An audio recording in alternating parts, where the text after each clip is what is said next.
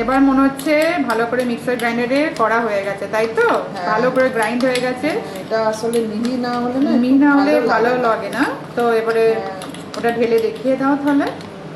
এটা আবার অনেকজনই ছোলাগুলোকে ভিজিয়ে, বাদামটা ভিজিয়েও করা হয়। হ্যাঁ, কোন একটা ভিডিওতে আমরা দেখেছিলাম আগে ইউটিউবে, আর আজকে আমরা ইউটিউব দেখি এটা করেছি আজকে। তারপরে কিছুটা নিজের মন থেকেও বের করেছি। হ্যাঁ, মানে এটা হয় না যে আমরা বাঙালিরা একটু ধনেপাতা এইসব নানান রকম পাতা চোতা আমাদের মনে খেতেই থাকি আমরা, এবং খাওয়াও শরীরের পক্ষে খুবই ভালো। যত আমরা সবুজ শাক সবজি খাবো তত আমাদের শরীরের পক্ষে বলে না যে জীবনে আয়ুটা বেড়ে বেড়ে যাবে, সেই আর এখন তো সব ভেজাল না, একদম সবই ভেজাল। হ্যাঁ, সেটাই তো হয়ে গেল এটা চাটনিটার জন্য। হ্যাঁ, চাটনিটা তো তার আগে ভিডিওতে তো আমি বলেই দিলাম কি কি নিয়েছিলাম। হ্যাঁ, সেটা তো বলা গেছে। এবারে আমরা ফোড়নটা রেডি করব, সেটাও দেখিয়ে দাও। তো এইদিকে সাইডে রেখে দাও। খাবার বানাতে গেলে একটু সময় লাগে, সময় তো লাগবেই। হ্যাঁ, তারপরে এই যে ফোড়নটা, হ্যাঁ, তো একটু সাদা তেল দিয়ে দেবে, অল্প করে সাদা তেল দেবে। বন্ধুরা হয়তো তোমাদের শুনতে একটু অসুবিধা হবে, চিমনিটা চলছে, আওয়াজ হচ্ছে। তো এইদিকে তোমাকে আমি এগিয়ে দিই, তোমার যেই ডিশে যেই জিনিসগুলো রাখা ছিল, এই যে সর্ষে একটু হালকা করে, আমরা অলরেডি এইটা প্যানটা গরম করতেই দিয়েছিলাম ছোট্ট।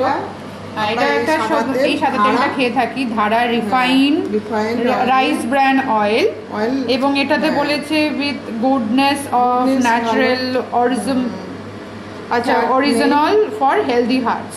তো এটা কোন একটা ডক্টর স্পেসিফিক কিছুটা, হ্যাঁ, আর প্লাস না, এটা fortified with vitamin A and D. তো এটা ডক্টররা নিশ্চয়ই সাজেস্ট করে, ভালো হতে পারে। আমাদের নিজেদের সাজেশন এটা খাচ্ছি, জানি না ডক্টর সাজেস্ট করবে কিনা। আমরা সাজেশনে নিজেদের সাজেশনে বা রেটিংস পড়ে, রিভিউজ সব পড়ে টোরে এটা আমরা ইউজ করি। এবারে শুধু লঙ্কা দিয়ে দিলাম, কারি পাতাগুলো একটু ভেজানো থাকে জলে, তাই একটু ফোড়নটা ঠিক করে উঠে আসবে। সর্ষে ফোড়ন পুরোটা দিয়ে দাও,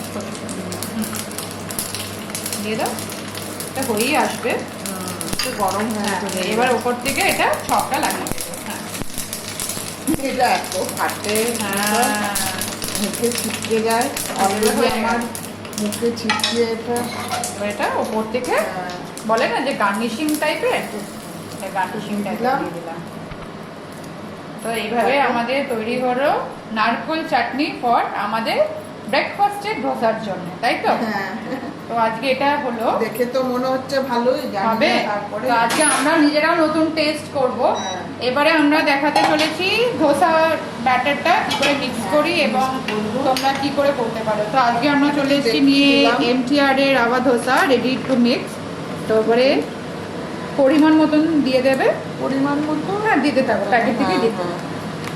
তো এটা ধরে নাও 3-4 কাপের মতন, ছোট ছোট কাপে, হ্যাঁ এরকম। আর এটার মধ্যে মনে হয় জিরে ওরা প্রথম থেকে দিয়ে রাখে, জিরে দেওয়া থাকে, তো দেখো খুব সুন্দর টেস্ট।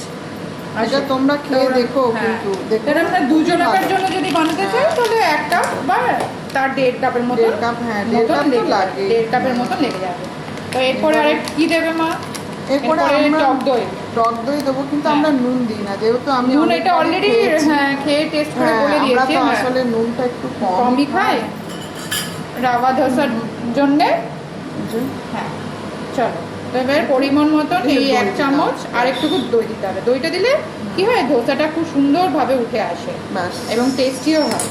এবারে স্বাদ মতন দই দিলাম একটু, এবং আর নুনটা যে যেমন মনে হয়। এবারে মিক্সিং এর জন্য আমাদের জলটা তো লাগবে, জল ছাড়া তো আমাদের মিক্স হবে না। তো জলটা নিয়ে নাও, 1 কাপ জল আমরা নিয়ে রেখেছি। মিক্স করতে করতে আমরা বুঝে যাবো কতটা জল লাগবে। একটু পাতলা পাতলা করলে ধোসাটা ভালো ওঠে, নাহলে তো আমরা ওঠাতে পারি না। 1 কাপের জায়গায় আপনাদের 2 কাপ পারি না, আমরা চেষ্টা করি।